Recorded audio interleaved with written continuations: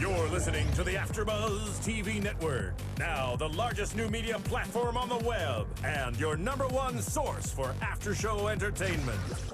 Very good, Keith. Johnson.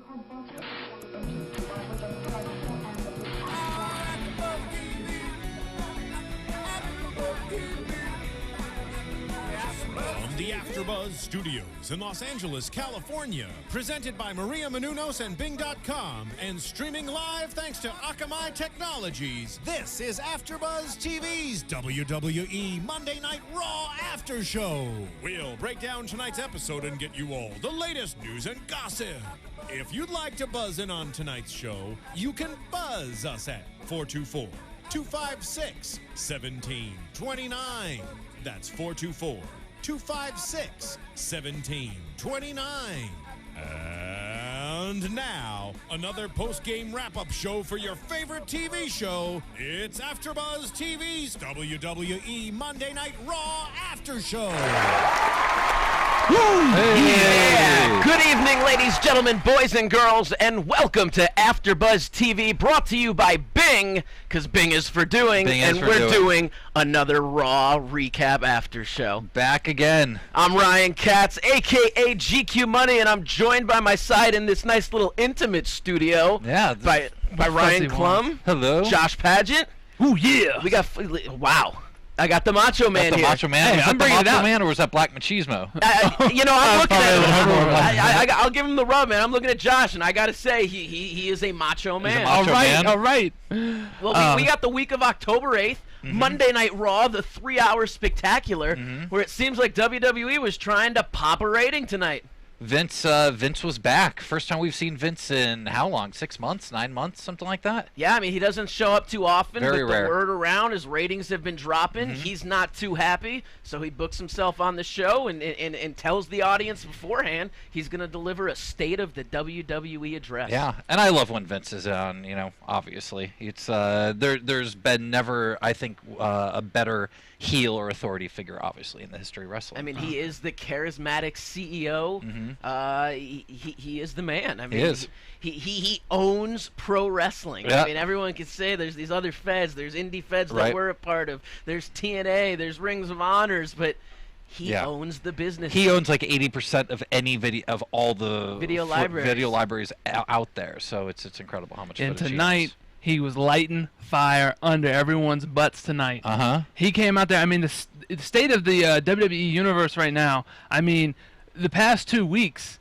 I mean, I have expressed my feelings about it last week. It has been embarrassing. Like last Monday night, I thought that episode should not have been aired. Yeah. I was livid yesterday, and so tonight he's like, "I'm coming here. I'm going to straighten things out." Yeah, it felt different tonight. It felt like everyone was on edge. Felt like there was everyone was really trying had tonight. to tighten up. Yeah. So Josh, let me ask this. I mean, you're obviously the super fan. You want to see the best pro wrestling product, being a fan of what it is.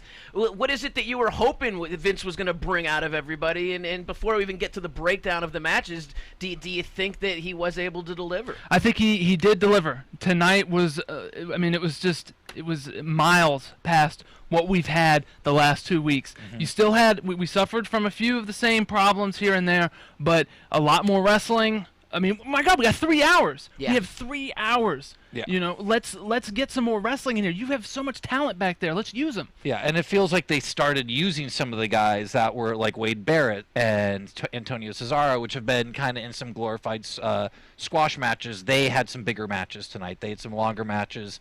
So it felt like they're finally felt like they were moving forward a little bit tonight. Like the last shows, it felt like they've been kind of paddling in place a little bit. Paint by numbers, just going with what the the rundown says, and instead they tried to freshen it up, give us a little bit more action. We'll get to. I mean, Vince McMahon talks about that in his State of the Union. Action is what the WWE is about. But before that even happened, we had John Cena come to the ring. Now I got to be honest. Here's something that I don't. That me as a fan, I don't really buy that. They build the return of John Cena. Right. Guy's been gone for 1 week. I mean, how is it a big return? Yeah. He's been hurt, so I guess that's... And when it's your main guy that's on 6 segments a week, I guess a week or 2 out is a big deal. He had the Olympic-style KT tape down I saw the that. elbow. And he came out, He talked a lot about nipples. On Twitter, he was talking about pickles. I mean, what do you think of this John Cena when he goes into the goofiness? Got some the PG goofy stuff. Yeah, I'm not a huge the poopy type stuff that he does. There you go. Nipples, pickles, poopies for the pop. Yeah, and I mean, well, kids love that stuff, and I guess that's who his audience really is. I always think it's funny when you hear the "Let's Go Cena, Cena sucks," the octave change that you get during that. The deep, the high. Let's Go Cena, kids and women. The kids and women, and then the men. The Cena sucks. Yeah. But. Yeah, I mean, at least it was only 5 minutes long, and I'm not a fan of that style. I like it when I really like to watch Cena talk is when Punk is challenging him. That's when I think that really brings out the best in John Cena on the microphone. Because even going back when he had his feud with The Rock last year, going into WrestleMania, he always had that smirk on his face and still didn't have a serious vibe. Yeah. Whereas he does get more serious when he's talking with CM Punk. Yeah, because Punk I think is really coming from a real place, and he makes you go to that same spot. Punk brings out the best in everybody. When you do a promo with him, the best in the world. He's the best. He is. He is. And tonight we get you get Cena to come out, and he's pleading with Punk. You need to fight me at Hell in a Cell. I said, you ain't gonna be ready. Yeah. You're not gonna be ready. I was surprised to actually not see, to just see the tape on the arm, no sling, no cast. I guess it's an elbow, so it's not that you're gonna be casted up. I mean, even Wade Barrett after dislocated elbows, you're slinged, but you're not fully casted because you still need the mobility of the bend of the elbow at that point. My question is, and I want to ask the other fans out there, if you guys call in later, let me know. Like, how many times do you think Punk needs to beat Cena again? I was just about to say the same thing. This is going to be the 5th time that they've wrestled, I believe. Yeah, and that's my dispute with the billing of this match. Yeah. That CM Punk needs to cement his legacy by defeating Cena, and it's like we have seen this match for the last year. He beat him at Money in the Bank, then he beat him at SummerSlam last year, then he beat him SummerSlam this year, then he just beat him at Night of Champions. And it's like there was a hilarious comic strip online. It was on Reddit. I was on Reddit under Squared Circle. Great Reddit, great wrestling fans on there.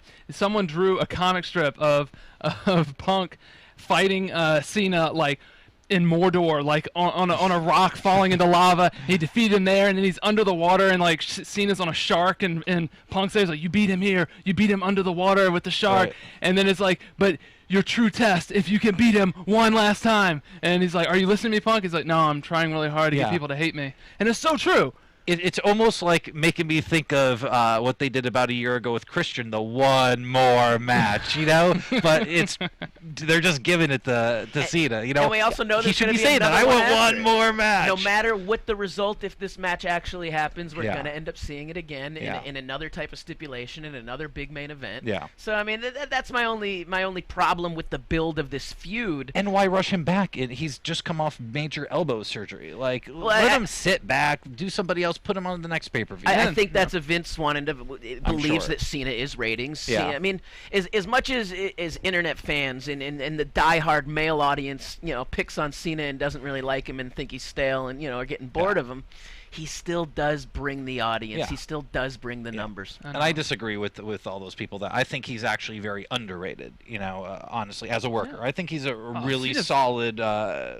Solid hand. I know CM Punk at various fan interactions, like at SummerSlam Access and things like that, when fans say, "Oh, you're the best," and you're taking on guys like Cena, and like Cena sucks, and CM Punk will hands down say he doesn't suck. He's a talented guy in the ring. Look at all the main events he's had. He has gotten decent matches out of Khali.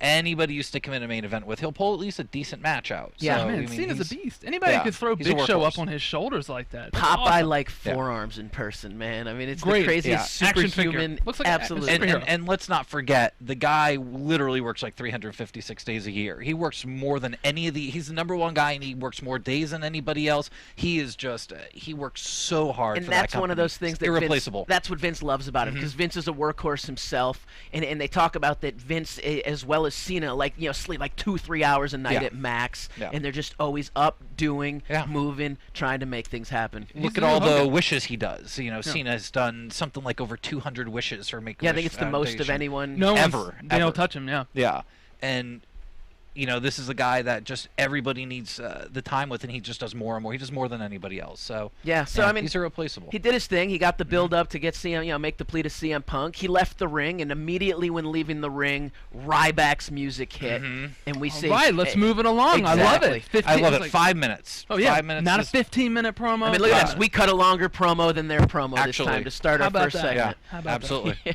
Ryback comes to the ring. He's going to have a handicap match against Epico and Primo. Yeah, which is kind of a little bit off of SmackDown, where I forget which one. I think it was Primo wrestled him on SmackDown this week. So interesting situation. You got a tag team that has some credibility, that's built as a natural, tag team, and then they're put up against Ryback. You do know going in what the result of that match is going to be. I do have to say I like the fact that JBL brought up their their background in Puerto Rico, that they were champions there, and because they don't do that enough. They don't do enough talking about guys past, which I think always to me lent to the credibility when a world champion would come in, like Kurt Hennig would come in. He'd already been AWA world champ. I think the reason you hear more of that is that JBL isn't in the day-to-day, and now that he's coming in as a special person, he brings his knowledge, and he has less coaching, so to speak, because he's got a little bit more authority, a little bit more, carte blanche to go do his thing. I love having him. But I love that. Yeah, it brings more credibility to me, to those guys. It's like automatically, oh, these guys have done something. It's funny because I remember many years ago when everyone, once again, internet fans and just the diehard wrestling fans hated JBL and I can't believe he's holding people down or he's this and that. But now you start hearing everyone loves having him back. I mean, this guy's done a lot for his career, has made tons of money outside of wrestling, but now in doing so, the people want to see him again. It's interesting to see. Yeah. So the match happened. Ryback redeems himself from the Tensai situation. Yes. The Tensai sandbagged him last week. It's one of those situations. Wrestling is real, and people. Yeah, I mean, I wonder that though, because he hasn't really been punished for it, because you would think if he had done that, he wouldn't have even been on the show tonight, and that he would have been jobbed out or something like that. Less punishment, more of a lesson. That even more of a lesson for Ryback. Yeah. Even if Ryback's the victim of what happens, it's things like this do happen, and how are you going to handle it? If you are put in a main event situation, if you are the face of the company, if you are the superstar who's carrying the company on your back, how are you going to handle when things don't go, don't go right? And that was one of the rumors online, was saying, like, somebody said, hey, Vince probably might have told Tensai, hey, test Ryback, see how he reacts to a situation like that. I could believe something like that. Yeah. I think it is the, can you pass the test? Are you worthy of being in that situation and in that position? Yeah, because you got to think on your feet. Yeah, and I mean, even last week he couldn't get him, but he still came out quick, hit the big clothesline, was able to finish the match. And this week, still powered up both men, got them both up, with authority, and the crowd went wild for it. Yeah, I was going wild too. Last week's already gone. People forgotten about it. Absolutely, no one cares. They love Ryback so much. He's one of the new most popular guys. Yeah, I mean, what's not to love about this guy? Yeah. He brings intensity. He brings the true pro wrestling look. I think he's a phenomenon. I think he is a superstar. I think he is one of the go-to guys that can take WWE into this next boom era of pro wrestling, so to speak. My question is he a guy that's going to be able to have these great 4 or 5-star matches with the guys like Cena, or is he just the guy that's going to be squashing everybody? Is he being does he need to be protected? Can he have the big matches? I haven't watched enough of them really, and I think what's going to happen is on TV you're going to see these quicker matches, but I think they're going to be working him on the house shows in a longer format to make sure that he can pull off pay-per-view quality matches that can carry a show and make people want to buy and see. But I think we're seeing it. I think the crowd is getting behind the Ryback machine. Yeah. I mean, feed me more. I'm a little scared. They want more. I am scared about the big push. I mean, you didn't have Warrior go straight for Hogan. Years. And you didn't have Austin go, straight in there. He won King of the Ring. He did all this. So I'm a little worried by that. I would love for him to have gone on against The Miz and beaten The Miz for the title. I agree with that. And then, but because Cena got hurt, it's like, oh crap, we got to get somebody just in case. I've even said I would have liked to see them put him with Cesaro and put them with the United States and have feud over that. The one thing that I didn't like, when I heard you give that idea, is that you got 2 guys that are both being bred and built. Whereas against The Miz, it's not going to hurt Miz to lose a belt to a Ryback. That's true. and then start a feud. Where Cesaro, it's gonna halt momentum. But if it's done right, they could elevate each other. Back in the 80s, I trying to think of an example, but they would put two guys that would almost bring. I guess the Hardys and Edge and Christian would be an example of that. It didn't matter who won and who lost on those. Those two took each other to another level, and I guess it's a little different because they weren't really supposed to, and they kind of stole the show. But the one thing that would be interesting in a Cesaro situation is Cesaro, I think, is one of those guys who can carry Ryback into a great match. Yeah, Matt Classic. A phenomenal match that people are going to enjoy. And that was my thought. They're both two guys. He can definitely carry them, and it seems like Ryback can at least follow. A guy like him. So I don't know, just a thought. Well, we had an awesome match, and it was followed by Brodus Clay, R-Truth, and Lil Jimmy in a dance segment. And let's not forget the Funkadactyls. The Funkadactyls, correct. We can't forget about the Funkadactyls. Can't forget about them. But this segment wasn't even about Brodus. It wasn't about R-Truth. It was about Lil Jimmy, doing an imaginary dance. Yeah. Imaginary character. And I'm sitting here going, oh, no, not again. But then interrupted with a no chance. Yep. Vince saying after the segment, he said, we're going to get you out of the ring. Dance on out, and I'm coming down next. And then we had the State of the Union. Yeah. What's your State of the Union for WWE? What's his State of the Union? Are we on the same page as Vince? Yeah, I mean, it wasn't really much, right?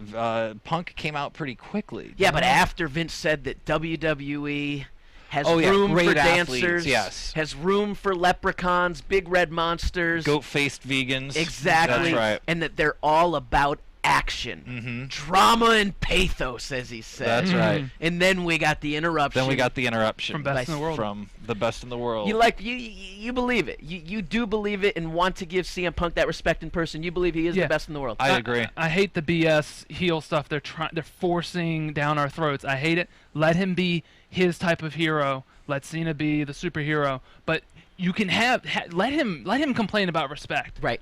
My DVD's coming out, and you haven't mentioned one thing, Vince. Right. You haven't mentioned one thing tonight about my DVD. All that stuff, But the heel stuff's starting to work. You're noticing that week after week, you're seeing more reaction because it's real though, and he believes it. You can tell. It's not when Punk talks about stuff.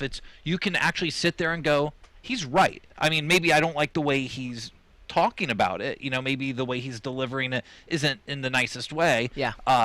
But he's right in a lot of ways. You can see through his eyes. You can see why he thinks he's right. If you believe what we're saying, if you're against what we're saying, you should listen to more of us. You should go to iTunes, hit subscribe, rate and comment. You can check out AfterBuzz, our show, as well as other shows, but you got to go to iTunes and do that. It only takes a minute to do. Just a minute. Yeah.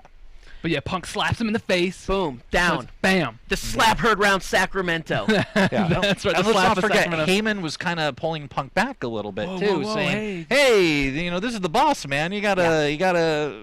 You know what he's capable of. He will make our lives a living hell. Yeah. I'm like, oh man, that's true. Which I did like that. That was a good little thing because Vince will screw with us if we don't play ball. Yeah. So CM Punk said, "What are you gonna do? Fire me?" Yeah. Vince says, "I would fire you."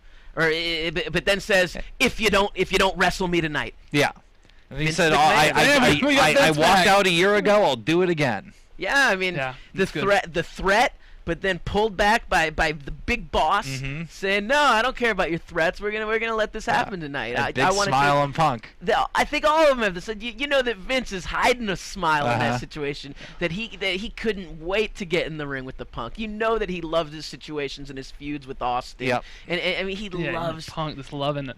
I think what it is he's got the integrity as a boss that he wants to show his guys, hey, if I'm willing to go put everything I got on the line at 67 years old, you guys got to be willing to do that too. Did you feel that there may have been a little seeding here for a Punk Austin? Like it feels like they're seeding a little bit. Their THQ just put up and then pulled down a video, which I didn't get a chance to see, but of them kind of talking about something. Yeah, they were doing an interview about the game, and then they started talking about a potential match and feud. They've been having tweet interactions on Twitter for the last year or so, talking about a match, and Austin putting CM Punk over, but then pulling back his comments saying, you're not worthy of a match against me, and my time in the ring is done. And here tonight, Punk said that he was better than Austin, that Austin took shortcuts, and basically got to the top by beating up pretty much like a middle-aged it was even after Vince McMahon was going through, you're not as good as the legends. You're no Andre the Giant. You're no Shawn Michaels, Bret Hart.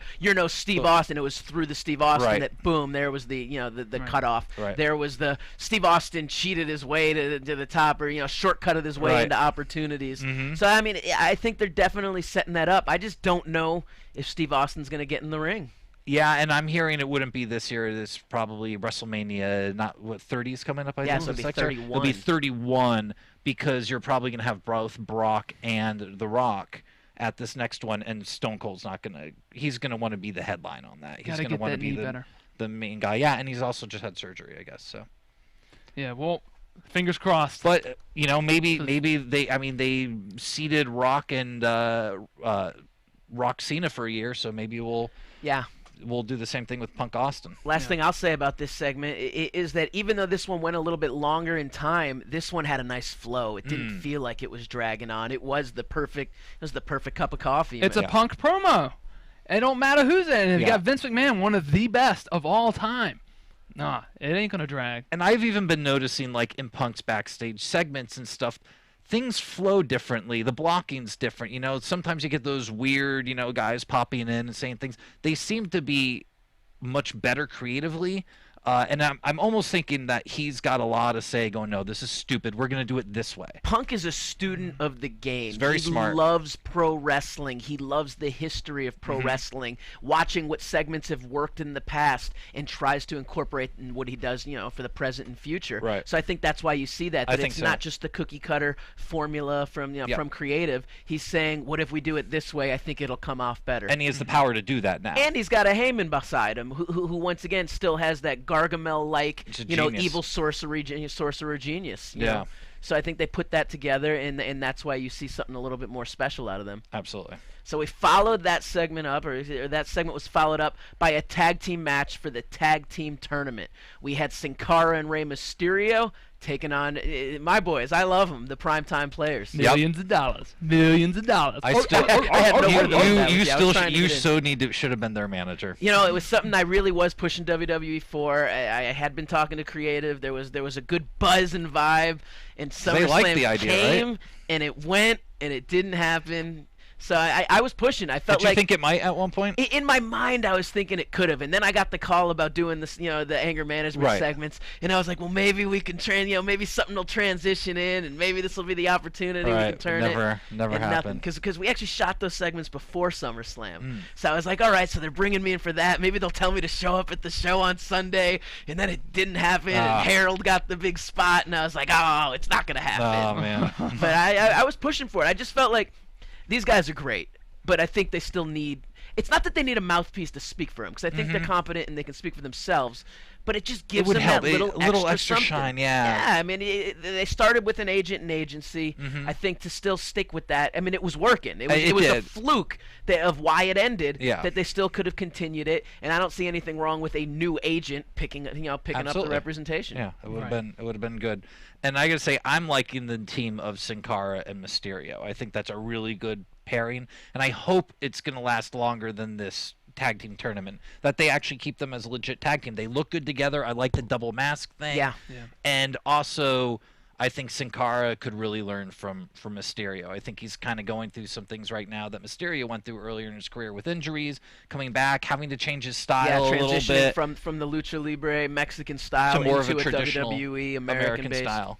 Right. And I really think this is a really great pairing for him. We're gonna see good things out of them. Well, they're awesome in the ring. I mean, the minute Sin Cara starts going into his high-flying, death-defying, awe-inspiring offense, I mean, he's just it's amazing. I mean, you are just glued to watching what this guy can do.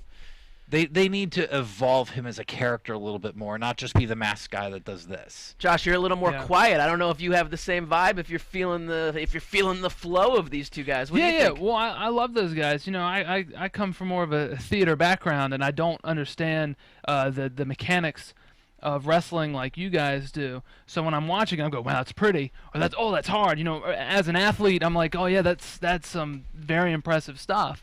but I don't understand like really what a lucha libre would really have to go through in a transition. I think when we're saying that, I think we're more so referencing, one, there's the language barrier. Yeah. Two, the Mexican style of wrestling is just very different. It's really different. The rules I don't know if this are is too different. inside to say on here, but they wrestle the opposite way inside. So I mean, we don't have to go into too many details of what that means, but everything that would be done American style a certain way is done mirrored in lucha libre style. So to it's saying if you're left hand dominant, and then you got to go try to right as a righty for the rest of your career. So that's tough. That's probably is that why like Sin Cara was like botching a lot of like if stuff early on. If you wrestle American, you've never wrestled a lucha, it's gonna throw you off a little bit when you wrestle them. Yeah. Okay. So, I mean, there's confusion, but at the same time, when you say you don't understand those mechanics, that's why when we sit and talk about this, I mean, I'm more interested in finding your opinion because it's the superfan who doesn't know the inside workings that's going to really help revolutionize and change the product for the better when we get your opinions, because we could have our opinions all day long of what we think it should be. We're still bringing that inside the bubble perspective when it's the outside the bubble perspective that matters most. And I got to say, that inside the bubble, I've experienced that now for the first time in my life. I've been wrestling now for a year, and when you're in the wrestling community, it's like it's the only thing that matters. It's the most important thing in the world. Like when you're outside, people are like, what's that stupid wrestling stuff you watch? And yeah, we really are in a bubble. It's awesome. I love it. But it's definitely not the outside world with wrestling when you're there. So we definitely have a different opinion. Yeah. I think it's very important to have great workers like those two, and to have the high flying stuff, because I really always want to get non-wrestling fans to like watch it with me sometimes. Right. Hey, why don't you check this out? I mean, all through when I was growing up, my dad was a huge Ric Flair fan when he was younger, and like he never wanted to watch wrestling with me unless Stone Cold Steve Austin was out there. And I never understood. I was like, why do you like Ric Flair? He's like, because that was in the WCW days, and he was like, not, it was all about NWO, and I'm a huge Hogan fan, and I watched these old Ric Flair stuff, and I go, oh, that's why, because Ric Flair was he was awesome, back then in the '80s and stuff, and to have something like Stone Cold to actually get someone who's like, wrestling's crap nowadays, to sit down and go, oh, that's pretty funny, or that's pretty cool, and to have like some of my jock friends to have them sit down and watch Sin Cara and Rey Mysterio, guys like that doing these flips, like, isn't that pretty cool? Right? That's like, what happened in the WCW boom period when they took over in the ratings, was these lucha guys who were doing these amazing things that people hadn't seen, that got the mainstream crowd to tune in, and that's when wrestling was being watched by record numbers of people. And it was people who would always make fun of me for watching wrestling started saying, did you see Nitro this week? And I was like, Nitro? No, I was watching Raw. Or like even with TNA, like back when they had the octagons or what, six turnbuckles or whatever. Or even before that, if you actually get to the early TNA in the Asylum, when it was on pay-per-views and not even on TV, the early X Division stuff was just off the charts. Nice. I mean, go watch first year TNA stuff. That stuff's amazing. Hey, but we're not talking TNA. We're talking WWE. WWE. Sorry about that. Sorry. No, so we had the match, Primetime Players versus. The other thing I was gonna say real quick is Sin Cara and Mysterio. You got another mask being able to be sold. So you have Sin Cara's mask, Ray's mask, and then the hybrid mask. So I mean, more millions of dollars. Millions of dollars. There it is. Little did Primetime Players know they were going to be making those millions of dollars for other people. And they did tonight. They put over Ray and Sin Cara pretty nicely. They looked strong. They looked strong in the match. A lot of these what do y'all call this? Lifts, and then a drop kick to the stomach. It looked awesome. What did you think about Primetime Players losing? Because you had mentioned that I was a little surprised. Felt that they were going to be pushed farther up. They just get that constant push that they're going to be the number one contenders, and then they're brought back down, and then they're going to be the number one contenders, and then Kane and Daniel Bryan take the belts, and they're out of the picture, and then once again they're in the tournament, and then they're right back out of it. So. I think their plan is to have like these marquee mid-carders like Santino and Ryder and Cody Rhodes and like all these Cody Rhodes and Rhodes Scholars might be a legit tag team in the future, but it was great to have like Primo and Epico and Primetime Players right now to get on TV. And you say, wow, they had a pretty decent match against Daniel Bryan and Kane. That was not bad. Right. So when Daniel Bryan and Kane relinquish the titles nicely to somebody, you'll have like, oh, I know those guys, and then you will have, this is the foundation for a legit tag team division. a Triple H thing supposedly from the back. He wants to get behind and the tag team division, have bring back a little more history to the product, pulling up the legacy. And I'd like to see them. I mean, this is I guess getting into the inside wrestling stuff, but more of old school tag team stuff. Not these tag matches where each team tags in once. I want to see the baby faces tagging in and out, working a body part. You want to see that imaginary line be cut down the middle of the ring. Yeah. When the heels take over, I want to see them cutting off the ring and the baby face trying to get over, and I want to see all that, like the great matches the Rockers used to have with guys like Demolition and the Hart Foundation. Yeah. Those matches, they used to put those on the end of house shows because they were the best matches. Did you ever see Demolition's original debut when they came through the Before through the entrance? It was a different Smash with the original Smash. I just remember them the first time we were going to see them, and they had the leather and they had the covered faces, and they just looked so intimidating and so scary badass. to a kid. And they took the masks and off then, and then you were like, faces. fake Road Warriors. Yeah. When they faced LOD, it was like, no, LOD was like all jacked and all roided up, and it was like, these guys. See, I started with WWF, so then the Road Warriors were after I knew Demolition first. But then I did Road Warriors got me into pro wrestling Yeah. as a little kid. Those were the greatest, the coolest, just.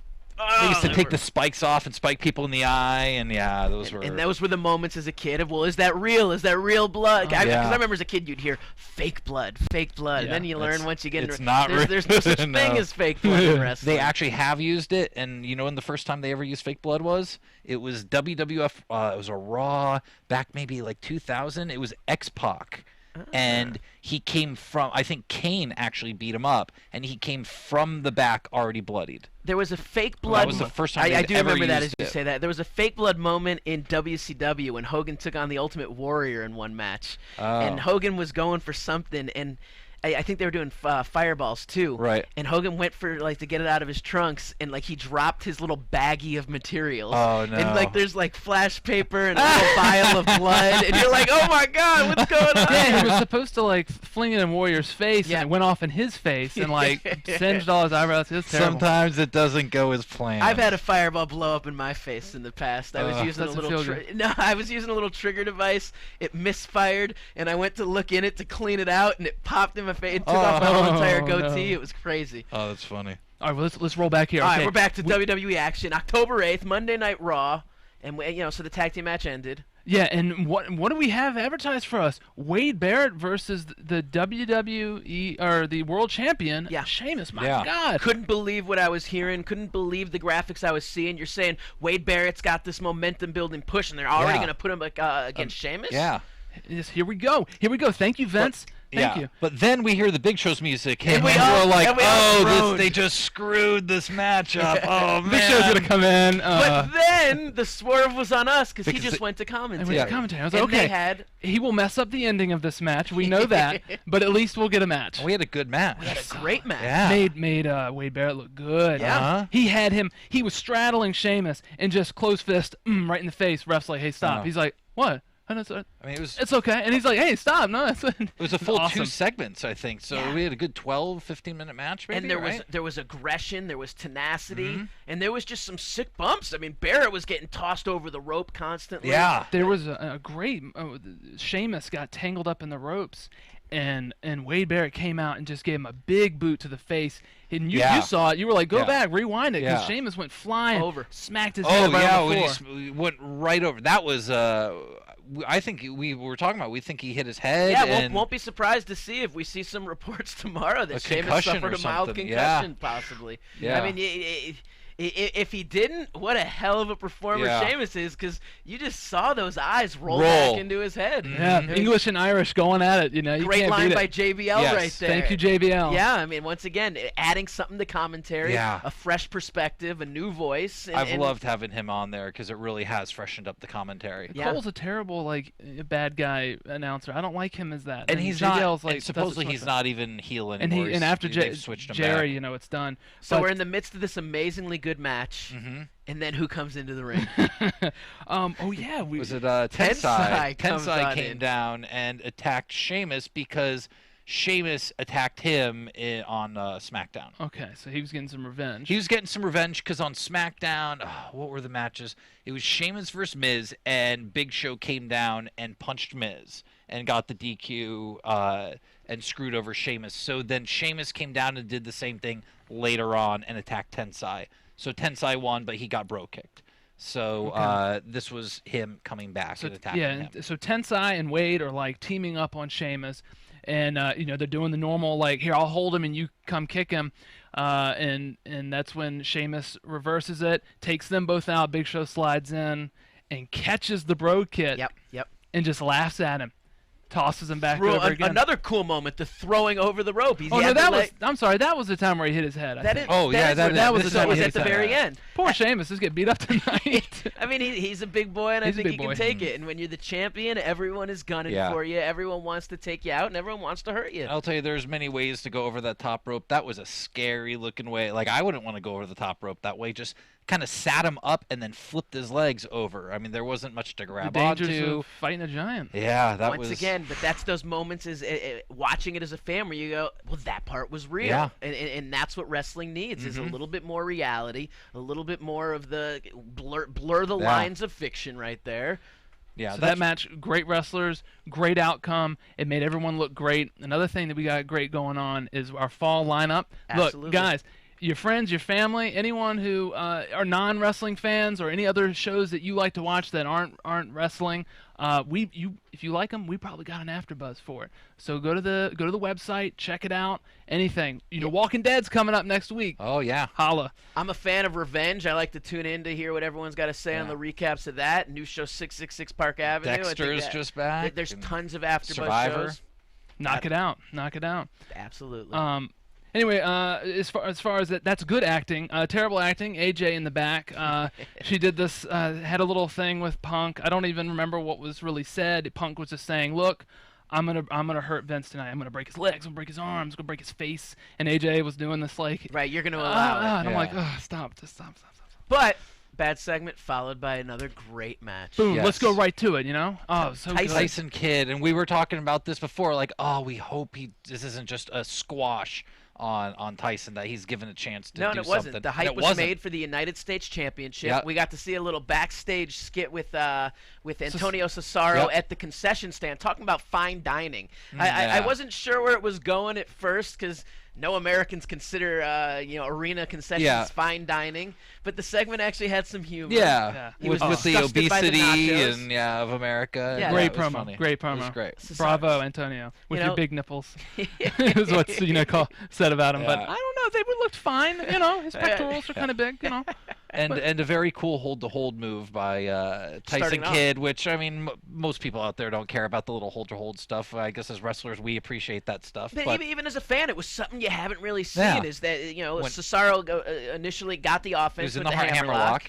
And Tyson was able to get out over the second rope, crawl back under the first, reversing the hold, and wrenching on Cesaro's arm. Put him in the hammerlock with the rope now in between, which was I'd never ever seen anyone do that. It was really cool. I'm gonna try that tomorrow actually in class. There you go. There you go. Tyson Kidd, one of the most underutilized, underrated talents on the roster. I mean, I think the guy, he may be small, but I think he actually looks cool too. Yeah. I mean, there's a coolness factor to Tyson Kidd, and his abilities are just through the roof. I mean, this guy can do anything in the ring. And whenever you hear guys like CM Punk or Daniel Bryan or any of the stars interviewed, and they ask him, who's the guy there that we don't see but could become that big star if they were given an opportunity, they always say Tyson Kidd. You always hear that name.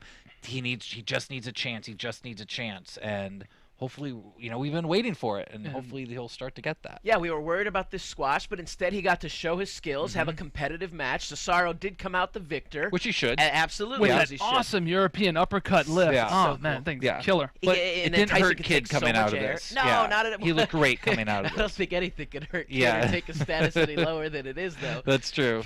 Yeah. You mentioned you liked the tag team that we saw on Ion on main event, of Tyson Kidd with Justin Gabriel. Yeah, I thought they were going to get the win. I was really surprised, but great match. Yeah. Main event. That was a cool solid show. I didn't even know it was coming on, and I was just flipping through channels, went, what the heck? WWE always starts strong with something new, and the hope is that they can maintain the momentum and establish that it is a credible show that you must tune in, never must know. see. Yeah. WCW Thunder started off as a strong show too. Yeah, and then it fell apart, and that was the downfall of their. And I wrote down here. I got just to mention that in that little promo, Cesaro said he won't eat schwein. So maybe he's becoming a Muslim. Yeah. Anyway, so speaking of tag team wrestling, Ziggler and Del Rio get a shot at the tag team champions. Yeah. You know, titles aren't on the line, but we get Hell No and Ziggler and Del Rio. Yeah, which we were talking about this as well. That I'm not a big fan of champions having all these non-title matches. No, once it again, doesn't make sense. To me. In bringing up the reality aspect, you're not really going to see that in boxing Yeah. or in UFC, where a champion is gonna go in there and not put his title on the line. Right, and sometimes you'll have a guy beat the champ 2 times and then not get a title shot. I mean, it's like it doesn't make any But sense. that's the difficulty, though. It's all about pay-per-views, and if it's like Punk is defending his title like every Monday night on a 3-hour show, it's like, all right, well this time, like we were just discussing, him and Cena have fought plenty of times now already. And that's what it is in wrestling's defense. Is a boxer, a UFC fighter fights 3 or 4 times but it's a easy year. with the tag champs. Split them up. Don't have them tag together in a non-title match. See, I think I may even dislike that more than I. And I might dislike it as well, but there's got to be something other than just sticking them out there. It just feels weird to me.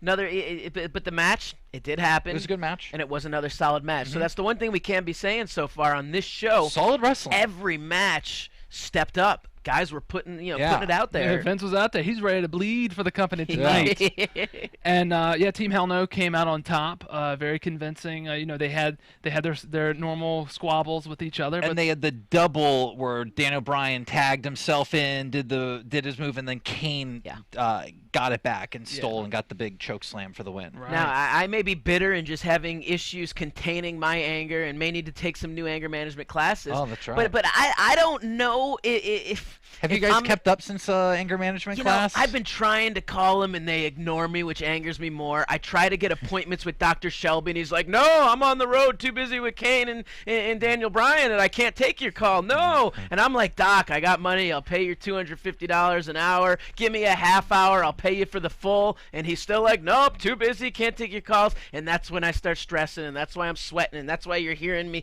brush my microphone as my mustache starts sagging, because it's making me angry. But in saying that, I don't know if I'm on the bandwagon anymore. I was loving it. Loving Team Hell No for the first month or so. Loved Hug It Out. Loved those situations. It's starting to grate on me and irritate me right now. Is it jump the shark for you? I think for me personally, it has. But can they bring it back? I mean, they can. Kane is awesome. I mean, as is Daniel Bryan. Yeah. I mean, it's so funny, though.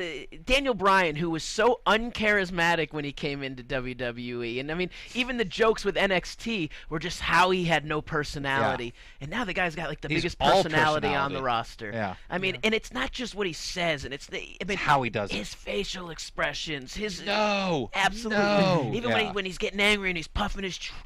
I mean, he's just so expressive. But you can see him smiling inside you do see him smile every time. All the time. You can tell this dude's just sitting there going, I'm having so much fun, and they told me I would never get to do this. And you can't ask for more than that, to go be in your dream job and be enjoying what you're doing. Yeah, and basically telling screw you to everybody who told you couldn't do that and you would never be there and you shouldn't be there. I mean, I tell it like it is, and I speak the truth in the sense of, and I'm open to admit when I'm wrong. I was one of those detractors of Daniel Bryan. I used to talk on interviews that because everyone used to call him best in the world. I used to be bored by his matches, and I felt that way. I was like, the guy's got a ton of talent in the ring, but he boring. just doesn't bring that pro wrestling superstar, something, and he has turned it around, and that's why everyone even back years ago said he's best in the world, because he's like a chameleon and he can adapt and change to any style he's in. I watched him at a couple PWG shows, and it was in the middle of the card, and I just would fall asleep. It was the first 2 times I ever saw him wrestle,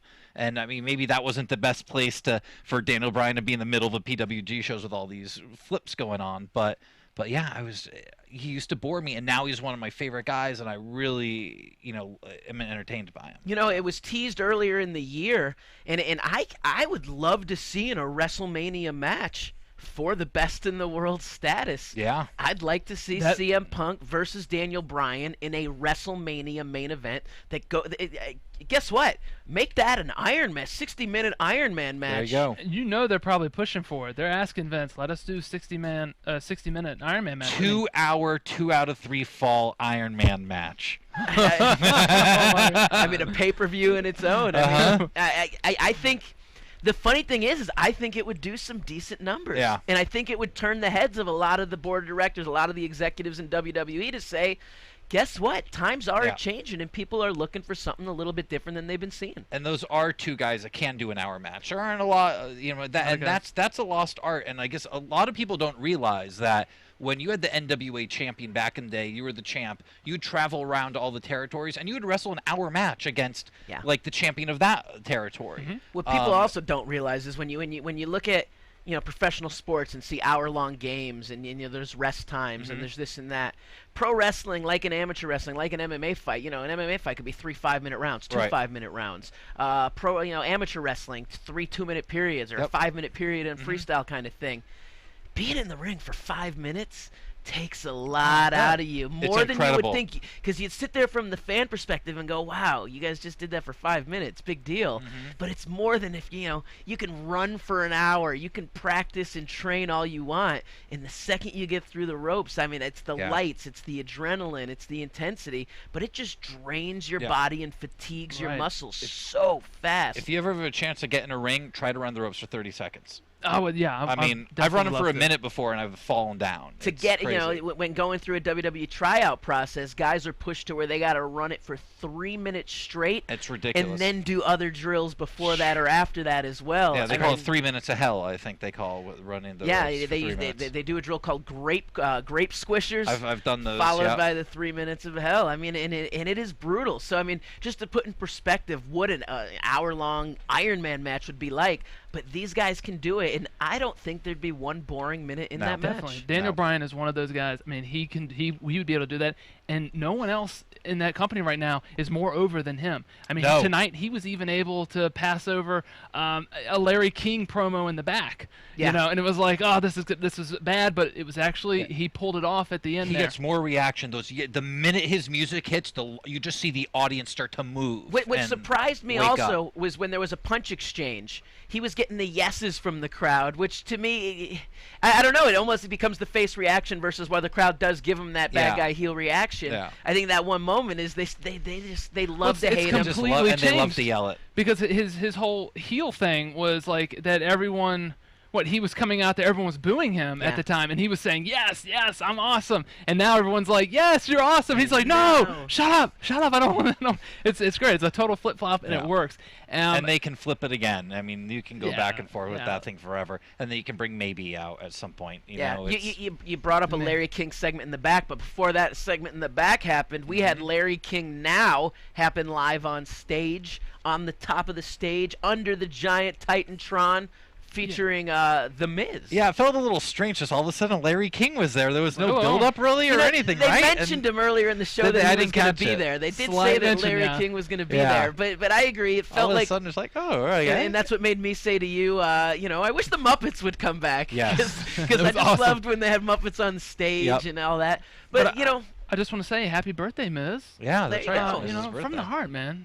Happy birthday. And he came out there, and you know what? It surprisingly wasn't terrible. It actually turned out okay. I think he's great. And I think one of the other things that made it is that when you bring the celebrities in, Larry King seemed interested, enthused, and entertained. Yeah, and that's what I was worried about. It wasn't just that he got a script. He was having fun. He was. I mean, it wasn't just go through lines. I mean, he was giving facial expressions. And Miz's stuff about all those divorces and all the wives he's had. Like, I had a feeling Miz might have just thrown some of that stuff out and caught Larry off guard. But Larry's really good. A veteran. He could take it. He was a great sport, and his wife was really. Sean King was really great with her reaction. And then she picks up the glass of water. And wait, before that happened, Kofi Kingston comes Kofi's out there, who was not with Truth tonight. No. Truth was on his own in the beginning. Apparently, after their loss in the tag team tournament, they are now officially split and single again. Yeah, Relationship status on Facebook changes. You know, he's got his little Jimmy. It's complicated, I guess. And now we may see Kofi Kingston in that Intercontinental. Well, obviously not May. We're going to see him. He's going to be elevated a little bit, which is about time. So the question is Kofi Kingston going to carry a singles title, or is Miz going to maintain in this new feud that's a Either way, it'll be a great match. And had a good setup. You got Miz got for his birthday. He got water splashed on his nice suit and his face, and then he got a little beat up by Kofi. Kofi jumped off the stage with a little air boom on him. Yeah, it was a segment with the high dry cleaning bill, because even Kofi Kingston, I think he ended up ripping buttons off his shirt so he can get into the aggression. Throws his jacket on the ground. My shot, right? This is my shot right here. I'll ruin the shirt. I think this is going to be the thing to see if Kofi can be possibly a main event babyface. They need some new guys. They need, if what would happen. I mean, Cena's hurt right now. What would happen if Punk went down? The roster's really thin right now as far as main event talent goes. Yeah. But and yet they need to elevate so much some guys. Depth in the undercard of so incredible. Much talent that's just ready to be sculpted, molded, and brought up. And that's what up. they need to do. So maybe Kofi, this is like a chance to look at him and see if he's one of those guys that can be elevated to that main event. And he could be. Great personality. Definitely. And then some guys that I know will have a future in the main event. These guys that are going to be showing up really, really soon. Cody Rhodes.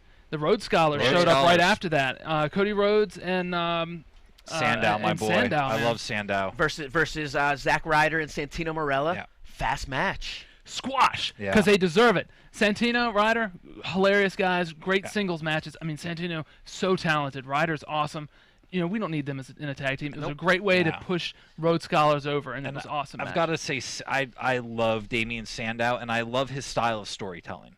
That's just I think he's amazing in the ring. He's one of those cerebral guys that brings more to the table than just wrestling a match. It's not just about moves. Right. There's a method to his mayhem. There's a reason why he's doing what he's doing, and he's able to tell the story in the ring as well as on the stick. Yeah. That it all comes together. Yeah. He's going to be one of those top guys in the next couple of years. Tonight was a short match, so you weren't able to really see that. But yeah, I think he's on his way up, and supposedly is one of Triple H's projects. Supposedly Triple H loves him, and I wouldn't be surprised if that's the Killer Kowalski connection, because they were both trained by Killer Kowalski up in Massachusetts. So. Well, you'll be able to see a lot more from Rhodes Scholars when they go against Ray and Sin Cara. Yeah, they got the win. They'll take on Ray and Sin Cara. So who do you think's going to win that to get the chance against Team Hell No for the championship?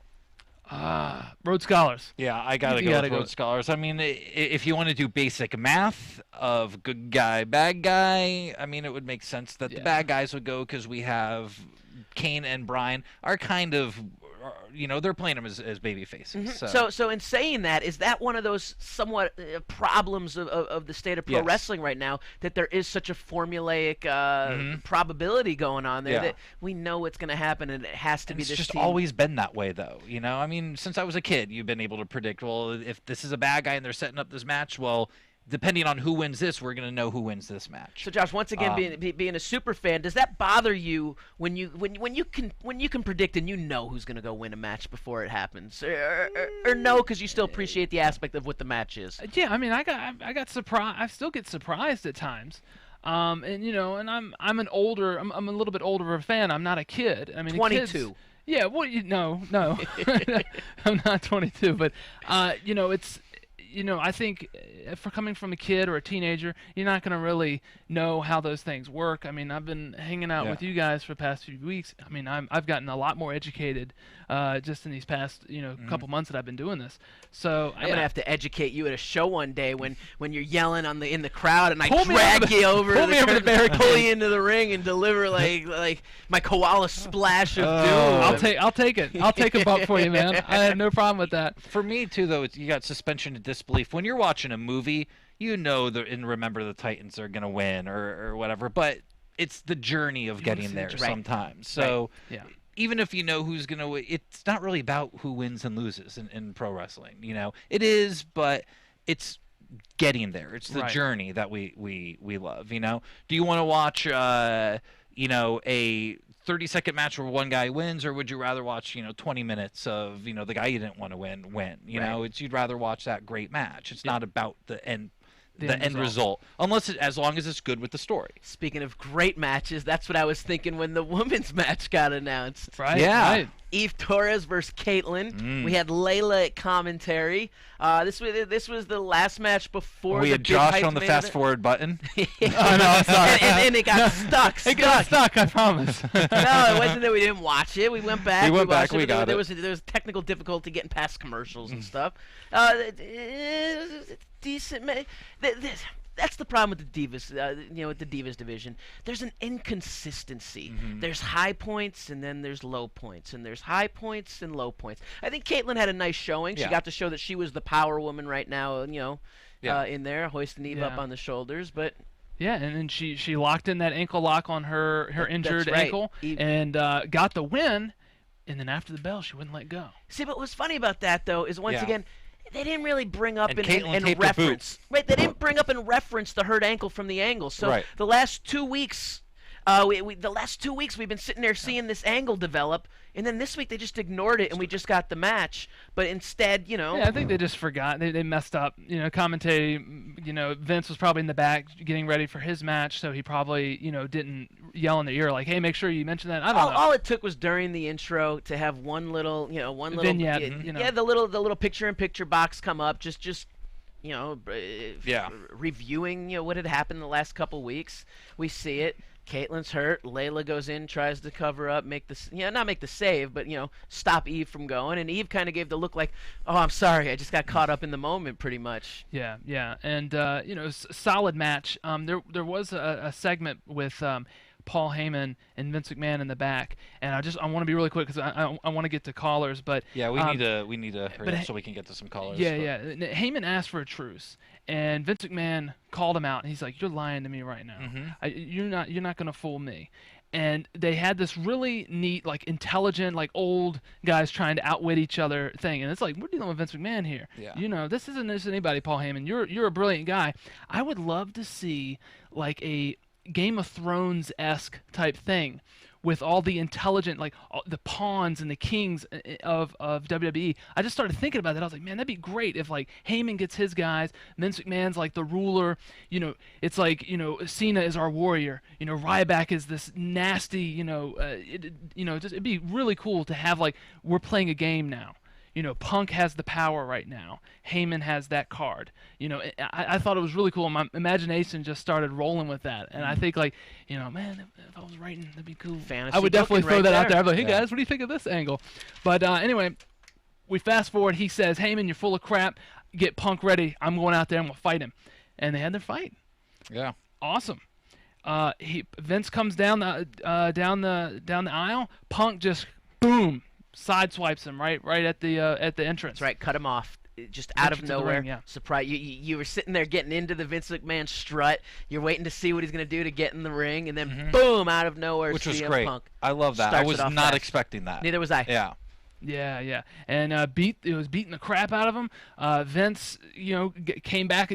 Punk's doing the whole like, I got him. And then he would come back a little bit. It's like, oh, this is Vince. Vince may not take the greatest wrestler bumps, but Vince loves to get his ass kicked. And him diving across the table. So many moments. I'll show you some respect. Yeah. Those are like the dives over the announce table. Yeah. Awesome. Even when CM Punk got thrown over the table, that was a great bump. Right.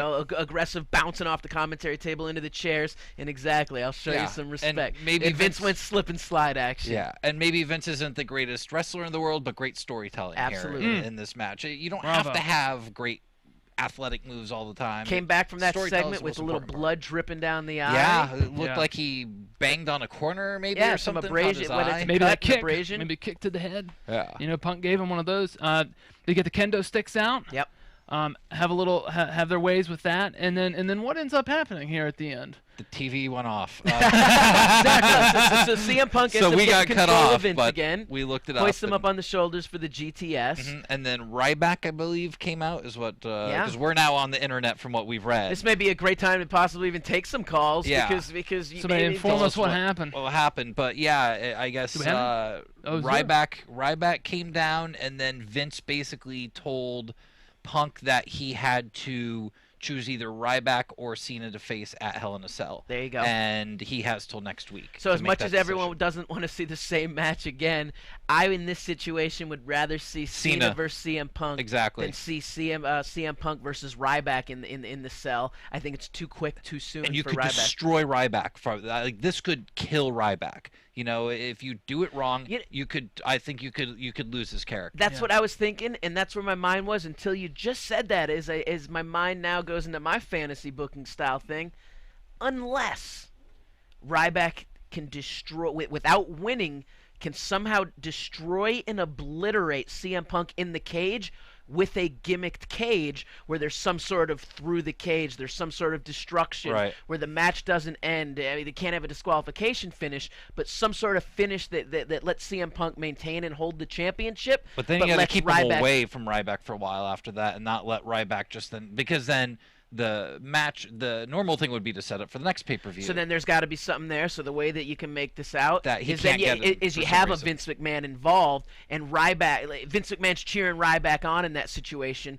Ryback throws CM Punk into the cage. The cage collapses on top of Vince McMahon. Vince McMahon is now upset with Ryback because of what happened, that you hurt me, and now stops him from getting the chances of having matches with. I mean, there's ways. There's ways around it. There's something like that is the only way that I'd be able to want to see. But it's Ryback still early. Yeah, I don't want to see Ryback with Punk quite yet. No, I think Cena versus CM Punk one more time.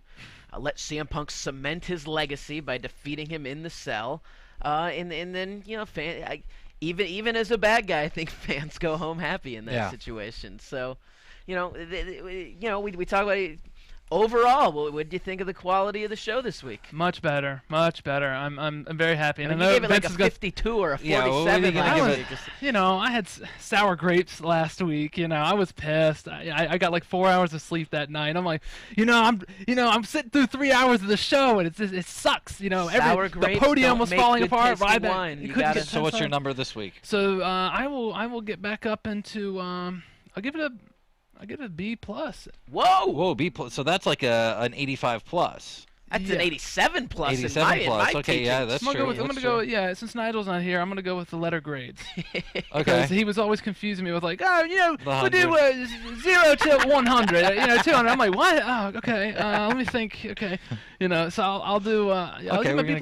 We're gonna go with the ABC. I think that's a pretty good, a solid B+, maybe even an A-. I thought it was a pretty good show. I would probably even lean to the A-, except before the main event, that last third hour did start to drag. Yeah, that had is a couple true. of those throw-in segments that just didn't click. Actually, the Kane Daniel Bryan with Larry King in the backstage just didn't click. Like the bad troll under the bridge. And little Jimmy dancing. It's like even though it was cut off, I'm like, stop. And as fun as the main event was, it wasn't like a big, amazing, awesome main event. It was a little gimmicky. It was fun with Vince in there, but it wasn't your big like 4-star title match blowout. Like this is a match could be on a pay-per-view, right?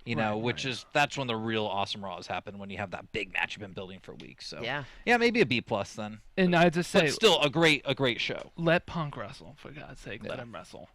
They're saying, oh, well, Punk's the man right now, and the ratings are down. Maybe it's Punk, because Cena has to have his big comeback, But Punk doesn't headline pay-per-views. They're not giving Punk They're not giving him the ball like they should. It's going to be interesting to see what the ratings do tomorrow. I'm not really positive if we're going to see a big spike or if we're just going to see consistency.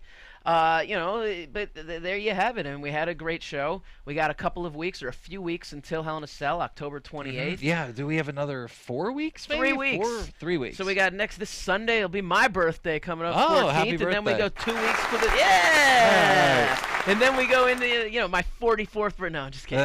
And then we go into the pay-per-view. We got some good stuff. We got a few more Raws to talk about coming up before that. Mm-hmm. But this was an interesting, fun ride. Improved episode of Monday Night Raw. Are they going to pop that rating you think they want? I think ratings never just drastically jump. No. So I think they'll be better than they were last they'll be week. Up, which is what they want. But I don't think we're going to see a monster number. Yeah. Knowing that Vince was wrestling tonight, I think a lot more people tuned in on that third hour. Yeah. Which was hurting. And you were right. They were definitely like, next segment I'm going to come on. They were definitely promoting the Vince stuff, letting you know when those segments were going to happen so you could make sure to tune in for them. Well, there you have it. There's your AfterBuzz Raw recap for the week of October 8th. Wow. Ryan Klum, Josh Paget. This was great. I mean, this was great for me. I mean, this was my first time in the hot seat. Yeah, here, look at you with your, and we didn't even mention your pretty belt there. No, we didn't mention. I am the reigning Millennium Pro Wrestling Maximum Champion, and I'm going to be defending that belt. It's disputed a little bit, though, whether you have that or not, right? There is a dispute, but you know, possession being 9/10 of the law right there. I mean, I got the belt right there, and I'm going to be defending it against a gentleman by the name of the Hobo. The Hobo. On October 28th, the anniversary of my bar mitzvah, actually. One of my very favorite local Southern California wrestlers, the Hobo. He's a great local worker. He just shot a promo pic that we're going to get a package to WWE built up for him. Are you? Yeah, I think it's a WWE quality pic. He, to me, could be like a Santino over there. Great. But these people have no idea who we're talking about. No, they have no idea who we are. For the people at home, I just want to say, hey, next week, tune in, guys. Give us a call next week, because I would love to hear what your thoughts are. Ryback or Cena, who do you want against the best in the world? I would love to hear it. And what do you guys, actually, I guess just quickly, predictions, who do you guys think they will? Do you think they'll go with Cena? And now, there we go. AfterBuzz TV predictions. Oh. I think changing lights. I think fuzzy walls. The furry walls. Fuzzy walls. Get your composure. I think they're gonna go with John Cena. Actually. Will Ryback be involved, though? Yeah, absolutely. Yeah, there's going to be an involvement. And there's where I said the gimmick cage. Yeah. Ryback's busting through that cage somehow. Yeah. You'll pull a Paul White? I think, yeah. Does he turn heel? Do they pull the big swerve? No, they're not going to do that. No, they would never do that. I think what you're going to then see is CM Punk working on that injured elbow, not letting go, brutally attacking it in the cage. Here comes Ryback and just... boom, Superman's himself right through, picks it up, and shreds it up. And we're going to see some cool special effects. We're going to see something, yeah. Right in time for Halloween. Yeah, that's actually true. Yeah. That's when Hell in a Cell is? October 28th, so 3 days before. Yeah, so 3 days before. I guess that's their version of Halloween Havoc, isn't it? Oh, I went to some Halloween Havocs live back in the day. Did you? I did. Yeah, well, that's it, man. Yeah. I think we've talked it all. I think we have. I think, as Josh said, call us next week because we want to hear what you have to say on AfterBuzz. I want to hear what TV. you guys say, yeah, man. I want to hear from the other super fans. I want to see, are we on the same page? Where are we different? I got my wrestlers here on my left and my right. I'm flanked by Ryans. I'm scared. Ryan the Wrestlers. Thanks for tuning in, guys. Thanks, appreciate guys. it.